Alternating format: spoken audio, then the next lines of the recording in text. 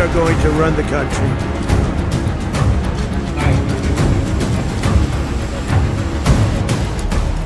तेल और तख्ता पलट, क्या ये वीडियो बनेगा तीसरे विश्व युद्ध की सबसे बड़ी वजह? क्या मादुरो की ये हालत देखकर अमेरिका पर टूट पड़ेंगे पुतिन, जिनपिंग और उनके बाकी जिगरी दोस्त? वेनेजुएला इस वक्त युद्ध का ऐसा सबसे बड़ा फ्लैश पॉइंट बन चुका है जिसमें अमेरिका के दुश्मनों के लिए डोनाल्ड ट्रंप एक बार फिर से दुनिया के सबसे बड़े खलनायक बन चुके हैं। निकोलस मादुरो और उनकी पत्नी को वेनेजुएला से उठाए जाने के बाद दुनिया में अमेरिका बनाम रूस, चीन, उत्तर कोरिया और ईरान की चौकड़ी खड़ी हो गई है। अमेरिका के सामने ये चार देश चट्टान बनकर एक ऐसी वार्निंग दे रहे हैं जिसका मैसेज बिल्कुल साफ है, तेल और तख्ता पलट का खेल बर्दाश्त नहीं करेगी दुनिया। और इसी धमकी से बढ़ रहा है वर्ल्ड वॉर का खतरा। डोनाल्ड ट्रंप अपने ऑपरेशन मादुरो से कैसे घिर चुके हैं, इसकी पूरी डिटेल इस रिपोर्ट में है। लेकिन उससे पहले आपको दिखाते हैं कि वेनेजुएला के राष्ट्रपति को उठाने के साथ उनकी पत्नी को भी अमेरिका क्यों ले गए डोनाल्ड ट्रंप। आखिर कौन है निकोलस मादुरो की पत्नी सिलिया फ्लोरेस? सिलिया फ्लोरेस क्यों बन गई वेनेजुएला में डोनाल्ड ट्रंप की दुश्मन नंबर 2? सिलिया फ्लोरेस पर अमेरिका में क्यों चलाया जाएगा मुकदमा?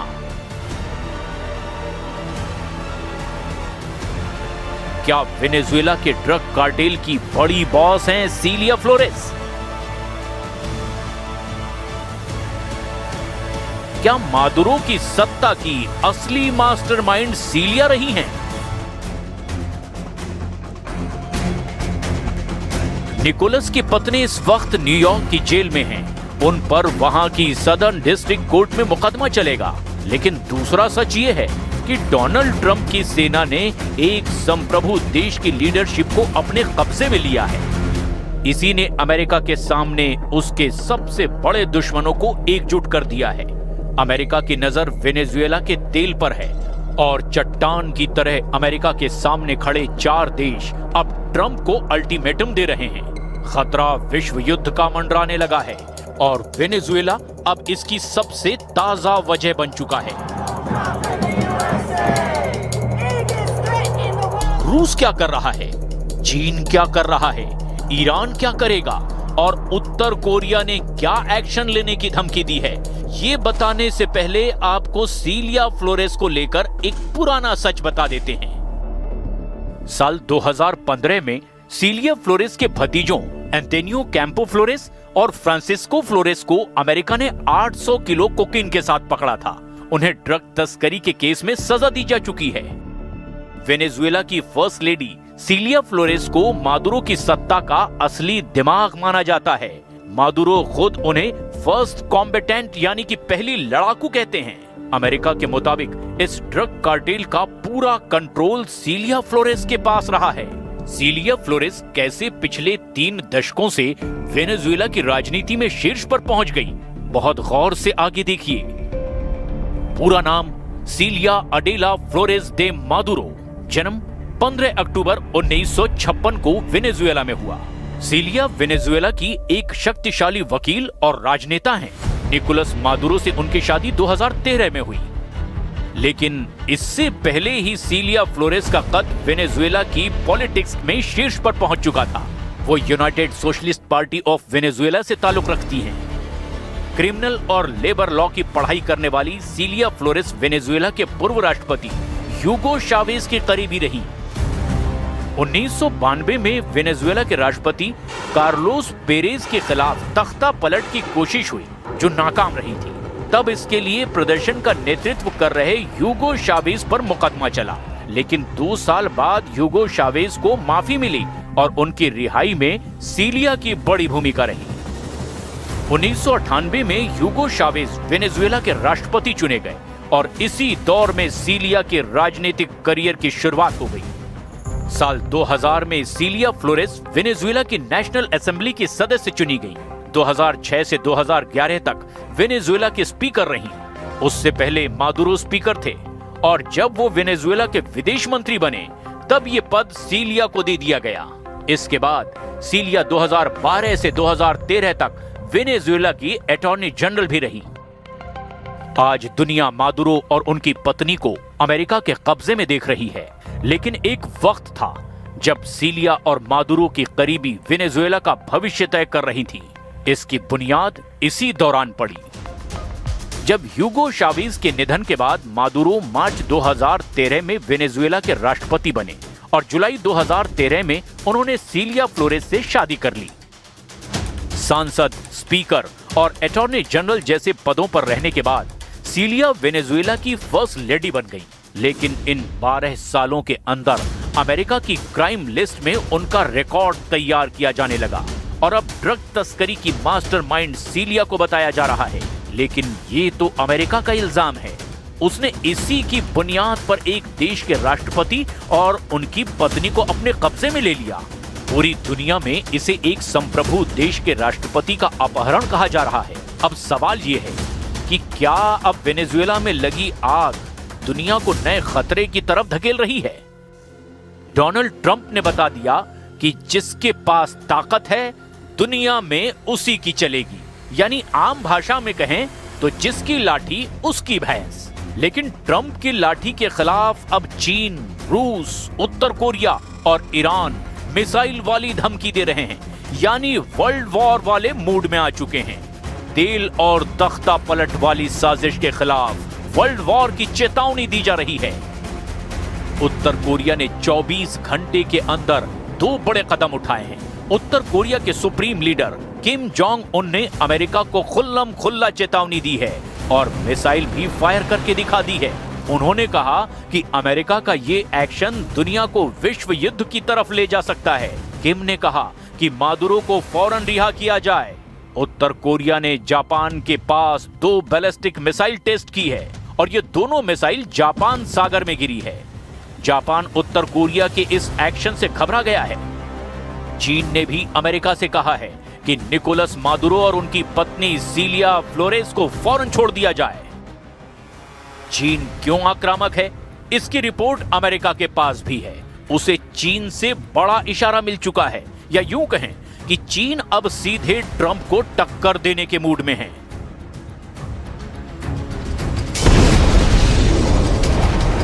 दो 2026 में सबसे बड़ा युद्ध भड़कने का सिग्नल मिल चुका है। रूस, यूक्रेन, ईरान और इजराइल कितनी मिसाइल लॉन्च करेंगे ये भूल जाइए, क्योंकि चीन को लेकर पेंटागन का बहुत बड़ा अलर्ट आ गया है। क्या 2026 में वेनेजुएला को लेकर के होने वाला है अमेरिका और चीन का सबसे बड़ा युद्ध? क्या डोनाल्ड ट्रंप और शी जिनपिंग के बीच ट्रेड वॉर मिसाइल वॉर में तब्दील हो चुकी है? ये सवाल इसीलिए भी क्योंकि अमेरिका के युद्ध कंट्रोल करने वाले सबसे बड़े महकमे यानी पेंटागन ने दावा किया है कि चीन के 100 से ज्यादा इंटरकॉन्टिनेंटल बैलिस्टिक मिसाइल तैनात हो चुकी हैं और ये सभी मिसाइल लॉन्च होने के लिए भी तैयार हैं। ये मिसाइल लॉन्च होगी तो सीधे अमेरिका पर गिरेगी। इस खतरे का सायरन बजने लगा है। TF-21 की रेंज 2000 किलोमीटर। ये चीन की कैरियर किलर मिसाइल है। चीन की intercontinental ballistic missile TF-31 range 11000 kilometre. चीन की TF-41 इसकी रेंज 15000 किलोमीटर। चीन की बहुत बड़ी परमाणु मिसाइल TF-5 रेंज 13000 किलोमीटर। चीन की पनडुब्बी से दागी जाने वाली मिसाइल रेंज 8000 किलोमीटर से भी ज्यादा। इन मिसाइलों को लेकर अमेरिका की तरफ से क्या अलर्ट आया है, इसे भी बहुत गौर से समझिएगा। पेंटागन की एक रिपोर्ट में बताया गया कि चीन ने मंगोलिया बॉर्डर के पास 100 से ज्यादा ICBM यानी इंटरकॉन्टिनेंटल बैलिस्टिक मिसाइल साइलो तैनात कर दी है। जो किसी भी वक्त लॉन्च की जा सकती है।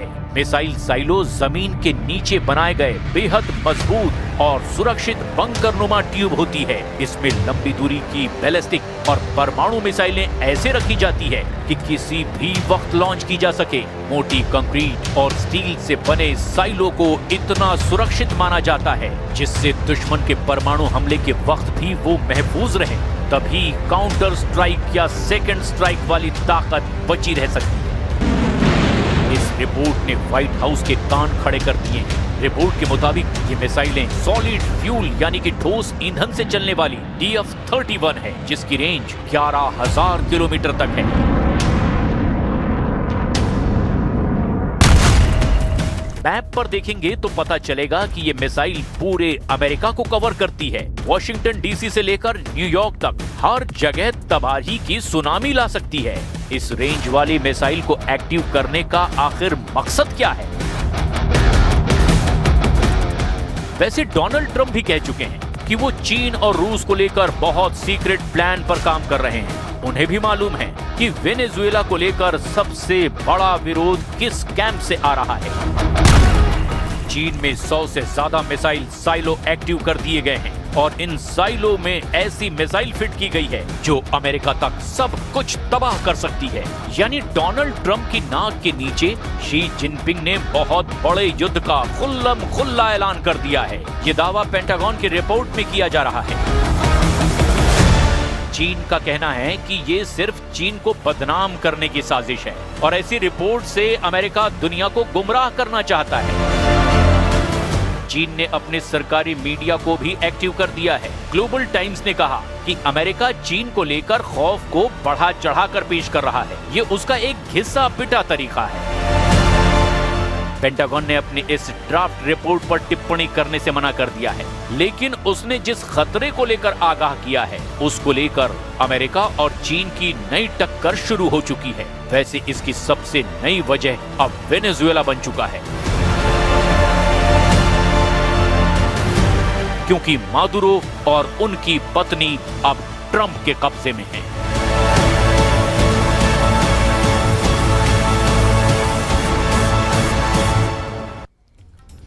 वेनेजुएला में भले ही डोनाल्ड ट्रंप ने महज 30 मिनट के भीतर ही तख्ता पलट कर दिया हो, लेकिन क्या अमेरिका इसी तरह से ईरान में भी 36 साल के खामनेई शासन का तख्ता पलट कर सकते हैं? और ये कयास इसीलिए लगाए जा सकते हैं क्योंकि ईरान में जिस तरह से हिंसक प्रदर्शन हो रहे हैं उसकी आड़ में ट्रंप ने ऐलान कर दिया है कि अब वक्त आ गया है कि ईरान के क्रूर शासकों का अंत कर दिया जाए।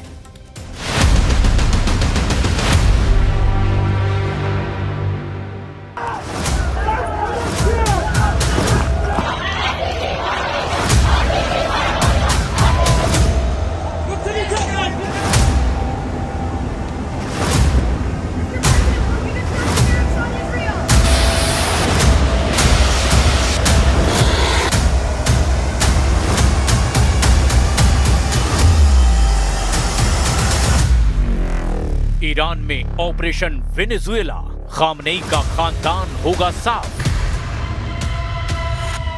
ईरान में 28 दिसंबर से लगातार हिंसक प्रदर्शन हो रहे हैं। 31 में से 25 प्रांतों में ईरानी सरकार और खामनेई शासन के खिलाफ भयंकर प्रदर्शन हो रहे हैं। ईरान के हिंसक प्रदर्शनों के बीच जिस तरह से ट्रंप ने ईरान पर बड़ी कार्रवाई की धमकी दी है, उससे ईरान के साथ साथ दुनिया भर के मुल्क हैरान हैं। खबर है कि जिस तरह से अमेरिका ने वेनेजुएला में 30 मिनट के भीतर ही राष्ट्रपति निकोलस मादुरो का तख्ता पलट कर दिया, उसी तरह से अमेरिकी चाहते हैं कि अब ईरान में खामनेई शासन का भी तख्ता पलट हो। ट्रंप और प्रधानमंत्री नेतन्याहू चाहते हैं कि 36 साल से जिस तरह से अमेरिका और इजराइल के कट्टर दुश्मन खामनेई ईरान में डटे हुए हैं, उन्हें अगर हटा दिया जाए तो अमेरिका आसानी से ईरान को घुटनों पर ले आएगा। वेनेजुएला में अमेरिकी डेल्टा फोर्स के सफल ऑपरेशन के बाद से अब ईरान पर 3 गुना खतरा पैदा हो गया है। हम अब आपको दिखाने जा रहे हैं कि कैसे अमेरिका और इजराइल मिलकर के वेनेजुएला की तट पर ही ईरान में भी खामनेई शासन का तख्ता पलट करना चाहते हैं। जिसके दम पर मिडिल ईस्ट में अमेरिका और इजराइल का जबरदस्त दबदबा हो जाए। ट्रंप के टारगेट पर खामनेई के 4 वफादार। लगता है अमेरिका को ईरान में वो मौका मिल गया है जिसके दम पर अमेरिका ईरान को तबाह कर सकता है, या यूं कहें कि खामनेई शासन का खात्मा कर सकता है। ईरान अच्छी तरह से जानता है कि 86 साल के हो चुके ईरान के सुप्रीम लीडर अली खामनेई इस वक्त सबसे कमजोर स्थिति में।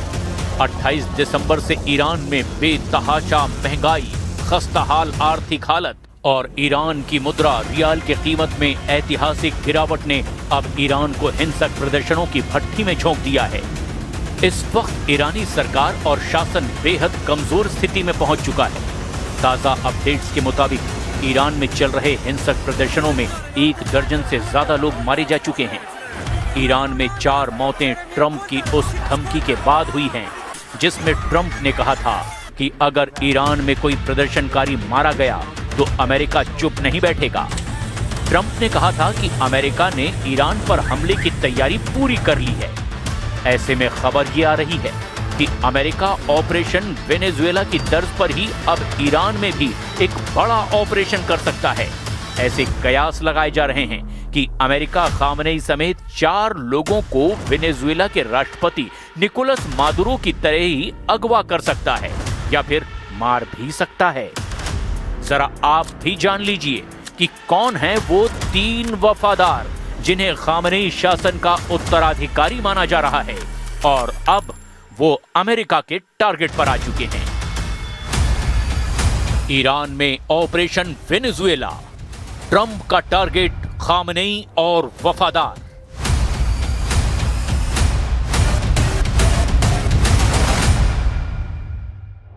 क्या ईरान में वेनेजुएला जैसा ऑपरेशन हो सकता है? इस सवाल का जवाब पश्चिमी मीडिया में अलग अलग तरह से तलाशा जा रहा है और दावा किया जा रहा है कि ईरान की जबरदस्त सैन्य क्षमता, लड़ाकू तेवर और मिसाइलों का भंडार ट्रंप के सामने सबसे बड़ी चुनौती है। लेकिन इसके बावजूद ट्रंप और उनके सलाहकारों को लगता है कि ईरान में चल रहे मौजूदा हालात और ईरानी सरकार और शासन के खिलाफ हिंसक प्रदर्शन अमेरिका के ऑपरेशन वेनेजुएला को ईरान में आसान बना सकते हैं।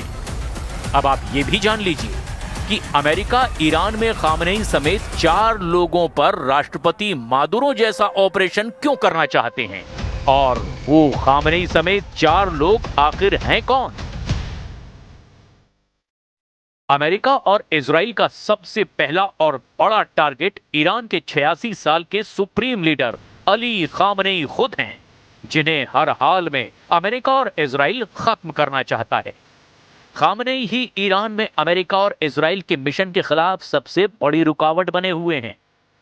मौजूदा हालात में अमेरिका को लगता यह है कि वेनेजुएला के राष्ट्रपति निकोलस मादुरो की तरह ही खामनेई को रास्ते से हटाया जा सकता है या फिर हिंसक प्रदर्शन की आड़ में खामनेई का तख्ता पलट किया जा सकता है। और अगर अमेरिका ऐसा कर पाता है तो ईरान में 36 साल से चल रहा खामनेई का शासन खत्म हो जाएगा। ईरान में अमेरिका और इजराइल का दूसरा और बड़ा टारगेट खामनेई के दूसरे बेटे और सबसे प्रबल उत्तराधिकारी मुस्तफा खामनेई है, जो अली खामनेई की जगह ले सकते हैं। हालांकि उनके पास कोई आधिकारिक सरकारी पद नहीं है, लेकिन वे पर्दे के पीछे से ईरान के सुरक्षा तंत्र यानी IRGC और ईरान के खुफिया विभागों पर मजबूत पकड़ रखते हैं। अगर मुस्तफा खामनेई को ईरान का सुप्रीम लीडर चुना गया तो फिर देश में प्रदर्शन और तेज हो सकते हैं।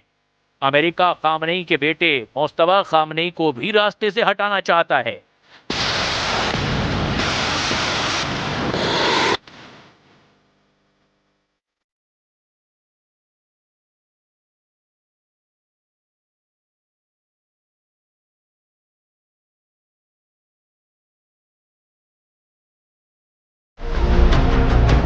अमेरिका का ईरान में तीसरा बड़ा टारगेट है ईरान के एक प्रभावी धर्मगुरु अली रेजा अराफी। अली रेजा अराफी असेंबली ऑफ एक्सपर्ट्स के दूसरे उपाध्यक्ष हैं। ये ईरान की वो शक्तिशाली संस्था है जिसके पास सर्वोच्च नेता अयातुल्लाह अली खामनेई को चुनने, उन पर नजर रखने और जरूरत पड़ने पर उन्हें पद से हटाने का संवैधानिक अधिकार है।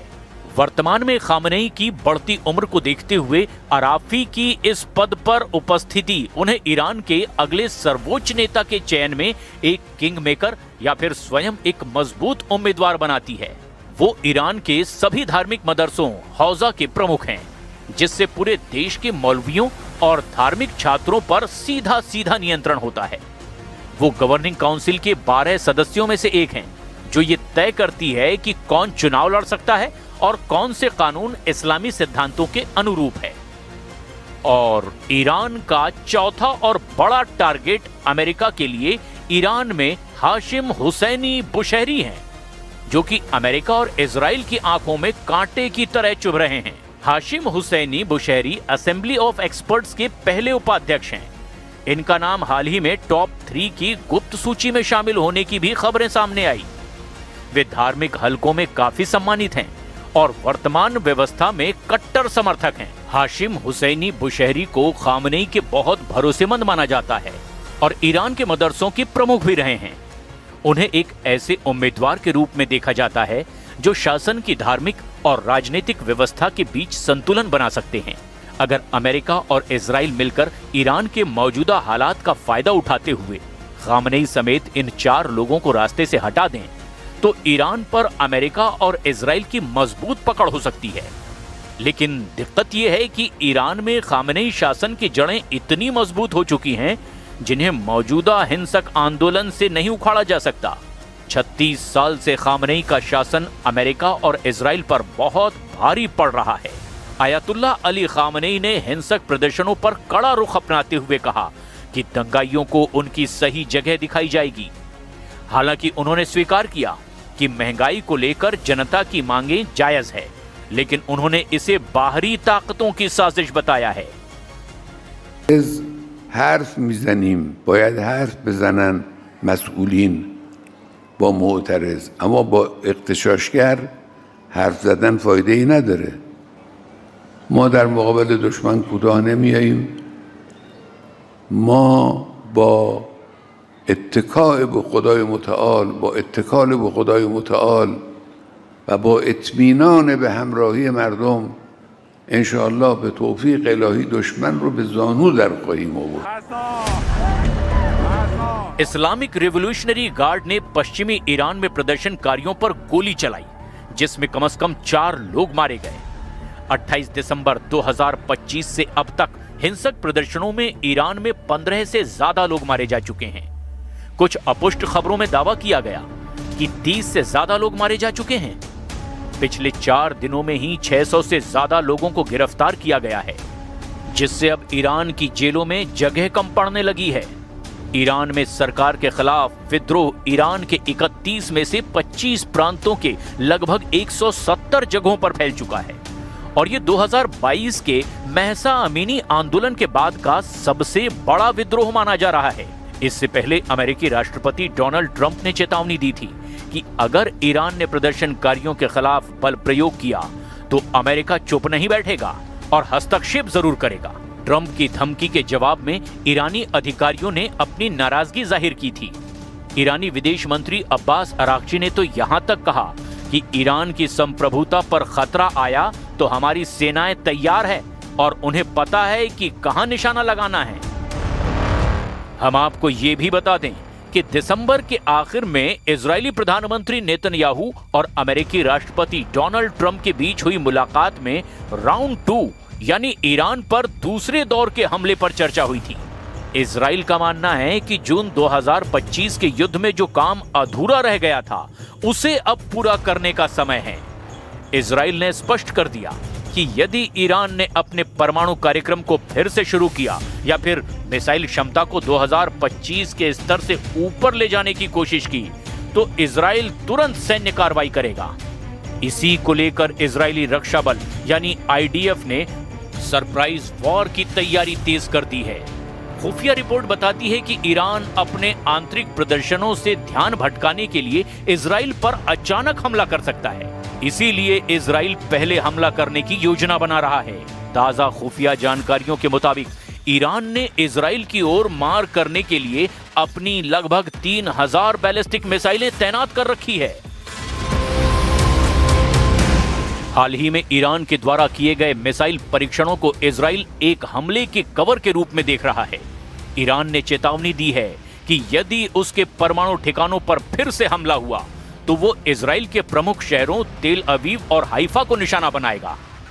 ईरान के पास मौजूद फत्ताह जैसी हाइपरसोनिक मिसाइलें इजराइल के लिए सबसे बड़ी चिंता है, क्योंकि इन्हें रोकना आयरन डोम या एरो सिस्टम के लिए भी बेहद गंभीर चुनौती हो चुकी है। इधर ट्रंप ने ईरान के खिलाफ लॉक्ड एंड लोडेड वाली धमकी दी है। राष्ट्रपति ट्रंप ने संकेत दिए हैं कि वो ईरान के मिसाइल और परमाणु ठिकानों पर इजराइल के द्वारा किए जाने वाले किसी भी हमले का पूरी तरह से समर्थन करेंगे। मध्य पूर्व में अमेरिका ने अपने घातक मिसाइल युद्ध शुरू कर सकता है। अब देखना यह होगा कि क्या अमेरिका ईरान के खिलाफ वेनेजुएला जैसा ऑपरेशन करने